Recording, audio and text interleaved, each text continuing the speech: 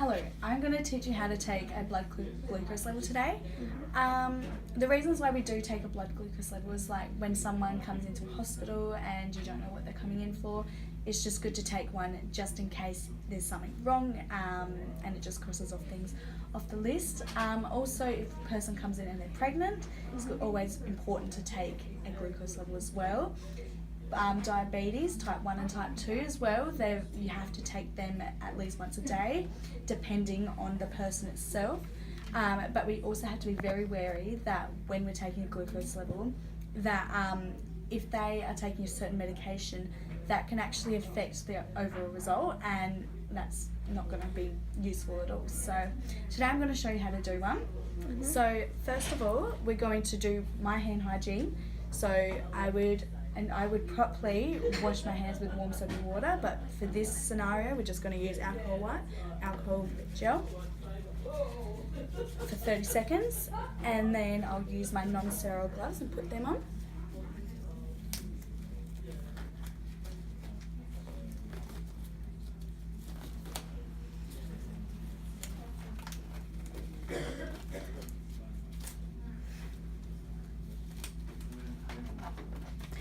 Now, do you know the range, that the ideal range of the glucose level there is between? Is it roughly between 4 and 10? Nearly. It's 4 and 8. Very close. If it is 10, that would be hyperglycemic. If it is below 4, then it is hypoglycemic. So first off, I've done my hand hygiene and I will now do the patient's. If the patient is able to get up and do their own hand hygiene with warm soapy water, they can do so, but for this instant you can be bed bound and we're going to use an alcohol wipe. Okay. So I'll first set up my actual zone. So I'll get an alcohol wipe, a lancer, a electrode and the glucometer. And we'll get that set up as well as the cotton ball for after you've pricked your finger. So first off, we rip it, in this instance it's already done, and put it into the glucometer. And we leave that on until we're all set up and ready to go. And make sure, it is very, very important, that the number on the top of the screen here matches the actual electrode, because if it doesn't, it can give an inaccurate reading and that's not reliable. So this one's correct? Yeah. Yep. And so now I will, what 3 fingers do you reckon we use? Would it be these 3? Correct. So we first off get the alcohol wipe, but we have to ensure that once we have wiped the actual hand with this alcohol wipe that it dries, because if it doesn't, again, incomplete reading. Yep. So I'm going to do this finger and put that over there, and then I'll get to my lancer and I will milk the finger first and make sure that the arm is below the heart, so then the blood is actually going to the finger. And then once I think that is enough, and it'll go to the side of the finger, because on top there's a lot of more nerve endings and it's better to do it. Exactly. Yep. So we'll do from the side and it will just prick it in, and then I will put that down and put that straight into the sharps container, and then milk it again until we have another blood.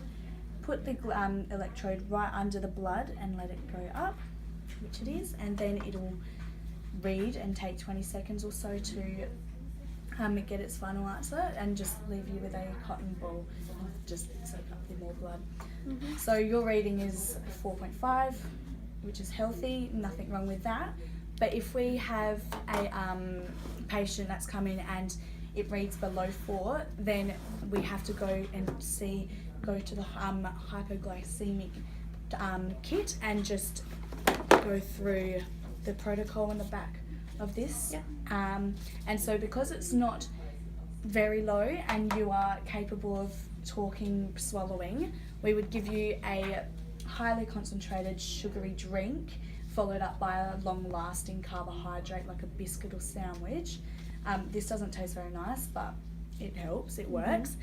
If the patient isn't responsive, then we will go to the intramuscular injection, which is just full of glucose, so straight into the leg or arm, and then that works quite well as well. But yeah, just follow the protocol on the back of that and it will direct you straight through. What happens happens if someone is hyperglycemia? What do we do then? That's a tricky situation for nurses ourselves. We actually can't really do much as such besides giving them water and just, because in that situation they've got too much sugar in their levels and they need insulin, and so the doctor actually needs to be Prescribe that. Exactly. So in that situation we will give them water, sit them down, and then we'll go to the doctor, tell them, and then after we've got the result we'll go and document what has happened and what you've done and all of that kind of stuff. And so you're all good. Now, do you reckon that you could do this on your own and comfortably? And I believe so, yeah. I think so. Awesome. Would you like to show me? Sure. Okay, so I'll just reuse this electrode because it's just easier. Let's just practice. Okay, so I would perform my hand hygiene, wash my hands for 30 seconds, but in this case I would use alcohol gel. Make sure that that's dry. I would then apply non-sterile gloves to protect me and the patient.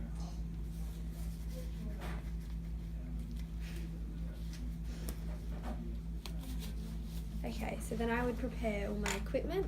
So I need a lancet, the glucometer, and the electrode, and a cotton ball, also something to wash their hand.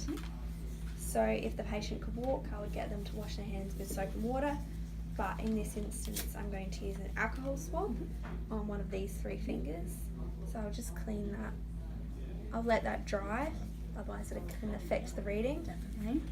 So then I would open my electrode so that it's the right way to go straight into the machine. Make sure that the number displayed on the screen is the same as the number on the strip packet.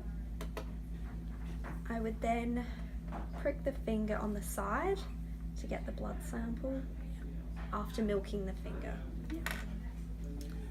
I would then collect the blood just underneath so that it goes straight onto the strip and let that count down 20 seconds and give a patient a cotton bud to stop the bleeding. If the reading is between 4 and 8, that's fine, no action required. If it's below 8, I would consult the hypo kit. If the patient still can talk and it's not too low and they're feeling okay, I would give them a cordial, like a really highly concentrated sugary drink, followed by a long-lasting carbohydrate, like a sandwich or a biscuit. Yes. If they're non-responsive, I would go straight to the hypo kit, follow the protocol, and see where that goes from there. Hyper, I would consult the doctor straight away. Yeah. And document everything. Awesome. You've done really well.